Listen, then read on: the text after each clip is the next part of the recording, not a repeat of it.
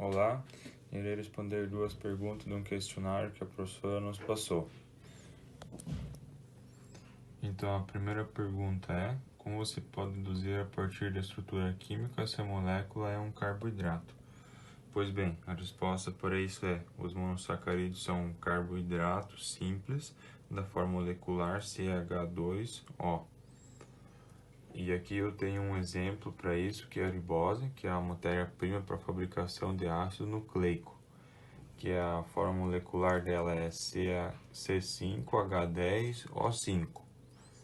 Na forma molecular, o normal é CH2O, mas aqui é CH5H10O5. Sempre o hidrogênio sempre vai ser o dobro do carbono e do oxigênio. Ponto número 2, que é quais são as funções dos carboidratos na natureza. Aqui fiz o mapa mental dos carboidratos. Carboidratos são macromoleculares, formada por carbono, hidrogênio e oxigênio, que a fórmula geral dela é CH2O. Também os carboidratos, todos os produtos de origem vegetal possuem carboidratos.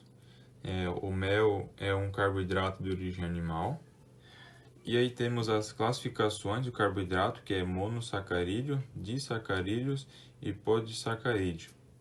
Então, monossacarídeo não podem ser hidrolizados em composto mais simples. Exemplo deles é a glicose, frutose, ribose e galactose. Os disacarídeos são compostos por dois monossacarídeos, que o exemplo é maltose, glicose mais glicose, saccharose é glicose mais frutose, e lactose, que é glicose mais galactose. E aí depois o terceiro é polissacarídeos, que é polímeros compostos por centenas e milhares de monossacarídeos, que o exemplo deles é amido, glicênio e celulose.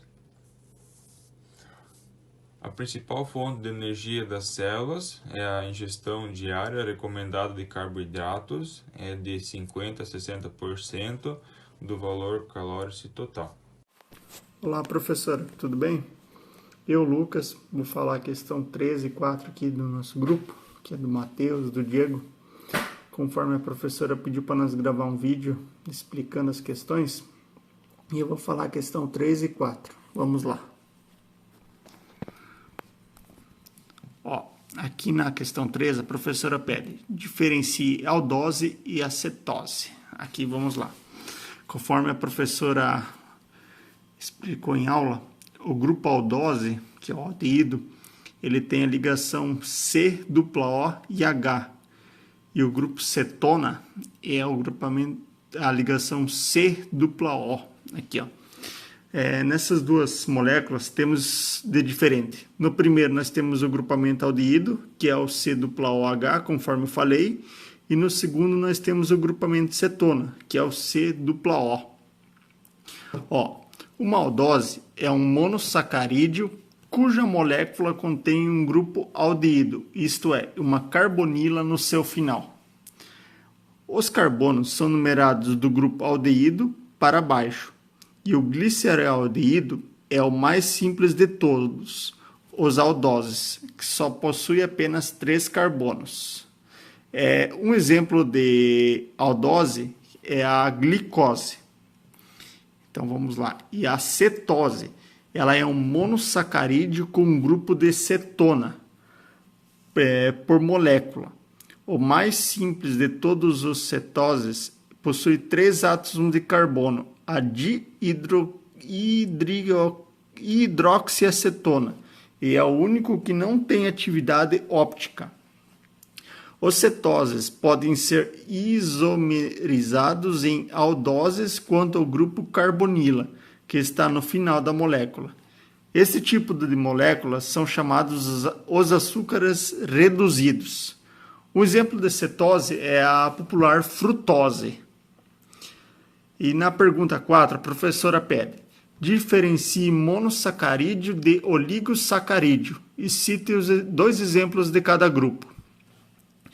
Monossacarídeo é carboidrato não polimerizado, por isso não sofrem hidrólise.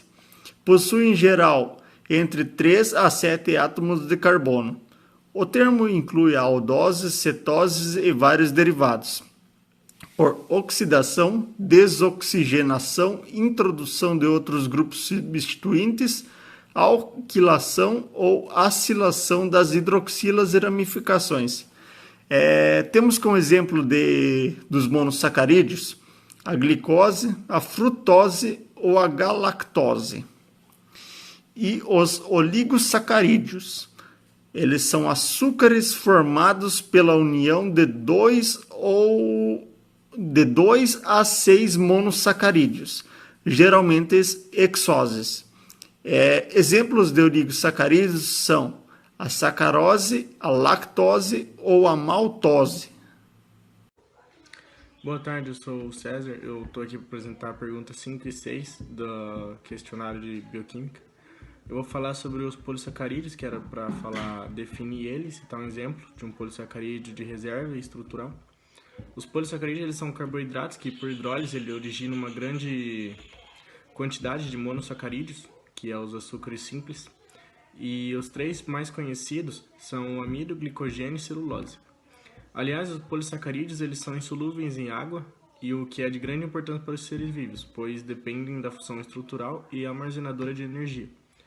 E a principal função desempenhada pelos polissacarídeos é a reserva de energia estrutural. Os polissacarídeos de reserva energética para os seres vivos principalmente a glicólise. Quando esta não participa do metabolismo energético, ela é armazenada na forma de um polissacarídeo que nas plantas é conhecida como amido, e nos animais e nos fungos como glicogênio. Os polissacarídeos estruturais fundamentais são a celulose e a quitina. A celulose é a principal base estrutural das plantas, nomeadamente na constituição das paredes celulares das células vegetais, sendo vulgarmente utilizada na produção de papel. A quitina é formada por unidade de acetilglicosamina e está presente no exoesqueleto dos artrópodes e nas paredes celulares dos fungos. Aí a questão 6, ela falava para descrever a estrutura do amido. Aí eu vou falar aqui, depois eu mostro. O amido ele pode ser entendido como carboidrato ou polissacarídeos, formado pela união de 2 polissacarídeos e amilose.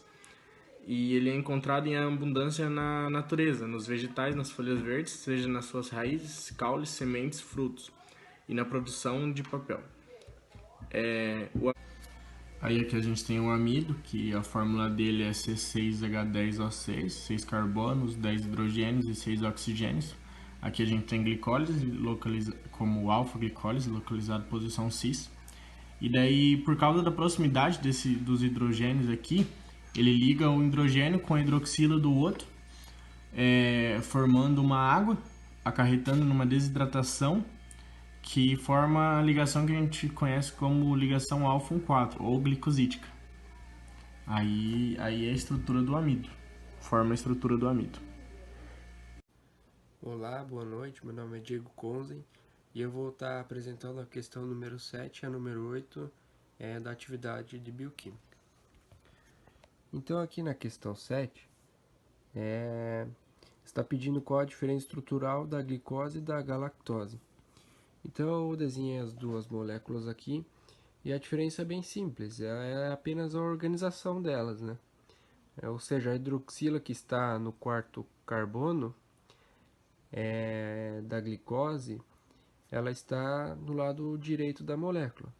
Já na galactose, o quarto carbono, a hidroxila está no lado esquerdo.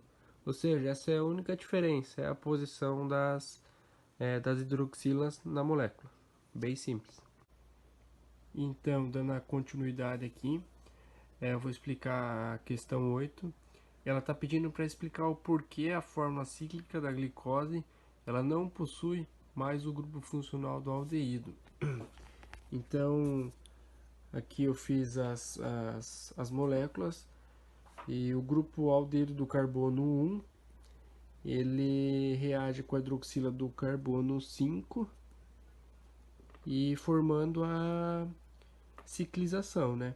Que que pode ser representada na função do isômero beta ou alfa. Então, bom dia. Eu vou explicar a questão 9 e 10. Começar pela 9. Então, descreva o que é a ligação glicosídica na sacarose, isto é, explique como ela é formada. Então, diz que a ligação entre os monossacarídeos que constitui a sacarose, ela é do tipo 1:2, porque une os carbonos 1 da glicose e 2 da frutose. E é um disacarídeo formado por glicose mais galactose. Agora eu vou falar da questão 10. Por que podemos digerir o amido, mas não digerimos a celulose?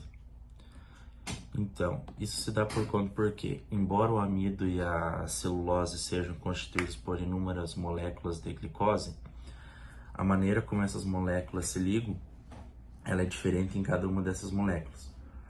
Como para cada tipo de reação química é necessária a presença de uma enzima específica, a enzima que é capaz de separar as moléculas da glicose do amido, nisso consiste na sua digestão, e não consegue fazer o mesmo com a molécula da celulose. Como o homem ele não possui uma enzima capaz de fazer a separação das moléculas de glicose da celulose, ele não digere essa molécula. Alguns organismos, muito simples, como bactérias e protozoários, eles conseguem digerir a celulose, e outros animais que podem ingerir a celulose, como cupim e ruminantes. E tem esses micro-organismos em seus tratos digestivos, uma associação mutualística também, utilizando as moléculas de glicose que eles conseguem digerir.